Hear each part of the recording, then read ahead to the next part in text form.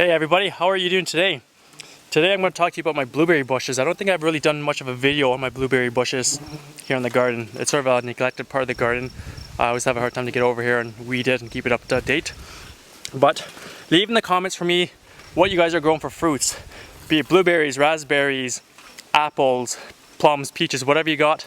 Let me know. I love hearing what people are growing, and then let me know what you do with them too. These ones I don't get enough right now because they're still fairly young plants, 5 or 6 years old, and they just started taking off this year. So I'm going to show you them. Came out this morning after not being here for 4 days, and the bushes were loaded with so many blueberries, ripe. So I picked half a yogurt container full, and there's still lots here that I need to pick, but I'll probably let them ripen for a few more days. So I have about 17 blueberry bushes, which is a lot, you may be thinking, but usually what I do, I drive about an hour and 15 minutes to the blueberry orchard in Ontario here and pick berries. But my goal is to not have to do that anymore with the bushes I have. From what I've heard, you can't really grow blueberries in Ontario because the soil isn't really the proper soil. It's not acidic enough, because I like to grow blueberries. I like them, so we're trying to do what we can to get them growing. So I'll show you the bushes here. There's lots. This one doesn't have anything on them. It's funny, last year a few had fruit on, a few didn't, but this year seems like a lot do. And like this here, I gotta weed it out. But this guy here, he's been expanding under the ground, so the plants have been growing out. And here's one. Here's another one here. Sorry for all the weeds. Like I said, this is a bit of a neglected part of the garden here. But look at these guys down here. Let's see if we can get him. One. I raided these this morning because I hadn't been out here and they were all ready. There we go. And this bush is kind of funny looking. He's kind of like a Charlie Brown's Christmas tree almost. Kind of sad looking, but he's loaded. I might take a few of these guys as well. I think they're almost ready. And I got another bush here. This guy was loaded as well. You can see them all on here. And this guy here, over here as well. So all the way down the line, and then we got more over here as well. So blueberries are like acidic soil. So what I've done here when I put my plants in is when I dug the hole, we have a lot of pine trees around.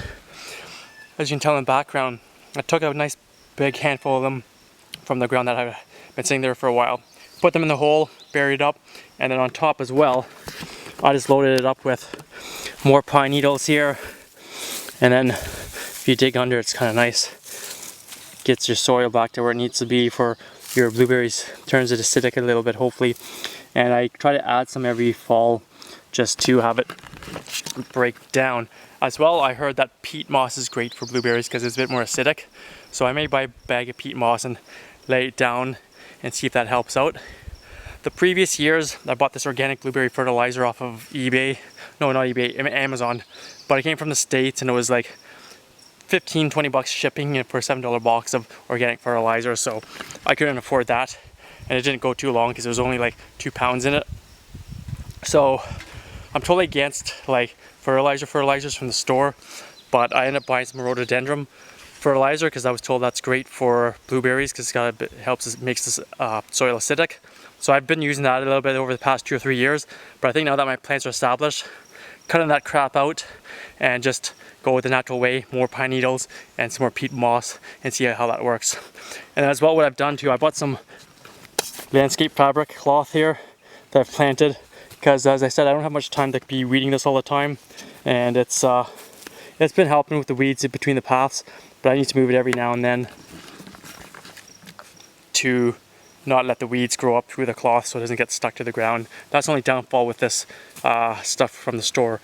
I'm going to have to buy some professional grade ground cover so I can lay it down and not have my the weeds come through and have it just nice down there, and it's going to hold more moisture in the ground too for the blueberries.